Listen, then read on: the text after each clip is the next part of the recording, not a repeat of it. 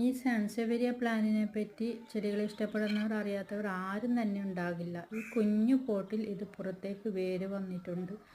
ഈ കുഞ്ഞും ഐസ്ക്രീമിൻ്റെ പോട്ടിലാണ് ഞാൻ നട്ടുവെച്ചിട്ടുള്ളത്. 2 പ്ലാന്റായി കിട്ടിയിട്ടുണ്ട്. എപ്പോഴെങ്കിലും ഒരിക്കലും ഇതിന് വെള്ളം ഒഴിച്ച് കൊടുത്താൽ മതിയാവും.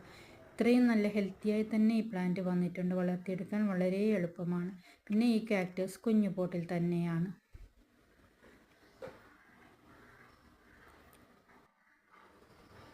ഇത് പിന്നെ ബട്ടർഫ്ലൈ പ്ലാന്റ്, ബട്ടർഫ്ലൈയുടെ ഗ്രീൻ പ്ലാന്റ് ആണ്. ഇതെൻ്റെ കയ്യിൽ ഉണ്ടായിരുന്നില്ല.